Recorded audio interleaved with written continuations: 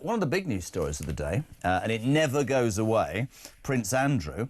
Page 7 of The Sun today, Andy removal vans finally turn up at Royal Lodge as Sky is plugged in at Sandringham. All the important things. A very good morning to The Sun's royal editor, Matt Wilkinson. How are you, sir? Good morning. Great to see you. And you, my friend. As you know, I used to live in that area. As we know, he's going to Sandringham, to Wood Farm. It's been updated. There's fencing and all this sort of stuff. We didn't think it would be this soon. Do we believe he's actually on the move at last? Well, no, things are literally moving very fast for Andrew at the moment. The information is we're expecting him to be in Marsh Farm by Easter. However, he's likely to go to somewhere temporary for a few weeks, a few months before. So I expect him to be out definitely before his birthday next month, even before the end of the week. Don't remember that it was back in October that they said that he was going to hand back his lease. He agreed to hand back his 75-year lease. He actually had 12 months to leave, but things are moving far quicker than we thought. And we've been up to Marsh Farm. You talked there about Sky TV and the fences. I went up there in December when we realised that where he was moving to, and I thought there's no way that anyone could move in here within a couple of weeks or a couple of months. You go up there this week, wow, it's very close to being habitable. So you've got all eyes there on Royal Lodge, and I would suggest keep an eye on that, because I could see him disappearing finally from Royal Lodge in the next couple of weeks, and for his new life, his exile in Sandringham. Two questions. What becomes? Do we have any plans for Royal Lodge? I mean, I know it really well. 30-bedroom mansion, ridiculous rent. The man is a disgrace and should go. What do we know anything that's going to happen in the future for Royal Lodge? Well, it returns to the Crown Estate, which is, you probably understand, it's a very complicated system where it's kind of owned by the royal family, but not owned by the royal family, and they take money from the Crown Estate to fund their lives. I believe that the plan was always that it would go. It would almost go not to the open market. Neil, you couldn't rent it, but it will go. Some big, financier will pick it up, like other properties have happened. There's a property over Virginia Water that was Crown Estate that King Edward the. A mate of mine rents a Crown Estate property across from Windsor Castle, one of those small cottages on the road down to Old Windsor. Yeah, no, they do that, and that's how they make it work. Where is he going to... Here's the thing for the press. Where's he going to go in the meantime? That's going to have to be a sort of safe house, isn't it? Because, I mean, the press will pursue him. Where do you imagine that will be? It won't be one of the palaces, will it? No, I expect him to go up to Sandringham very soon. There's plenty of properties up there that you can hide away and not be seen, and I think you'll probably want to keep an eye on Marsh Farm and see how that's all getting on.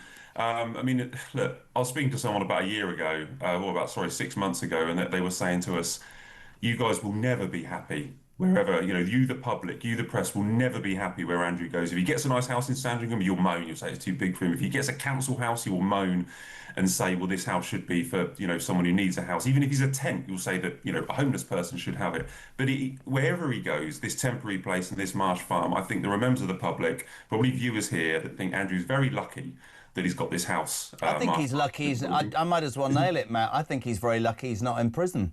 He could be, his address could be Andrew Mountbatten Windsor, HMP, Pentonville. That is the crux of the matter. So he'll go up to Sandringham for a bit of time before he moves into his big house and has his nice life. But I don't feel massive, sympathy for him, because there are plenty of, people around the world that are involved in his sex trafficking ring that are either in prison or still getting over what happened to them. The whole argument for me about him is...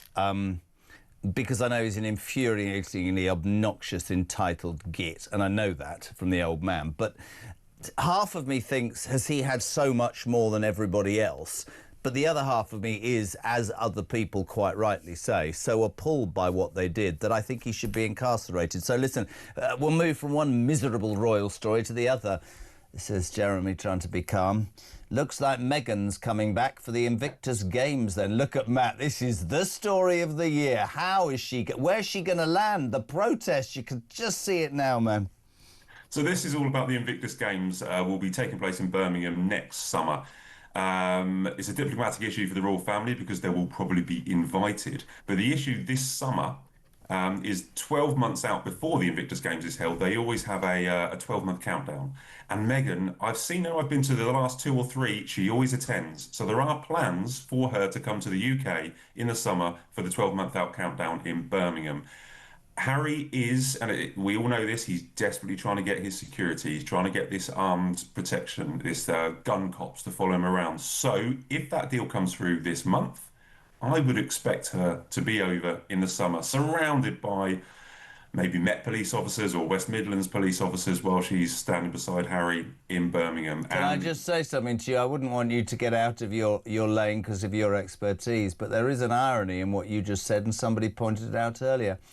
The Duke and Duchess of Sussex could come over to the Invictus Games in Birmingham and have close-knit protection from the West Midlands police, an anti-Semitic bunch of liars who wouldn't defend the Israeli football fans. That's ironic, isn't it? In many, many instances, really ironic. Well, I would expect many, many meetings.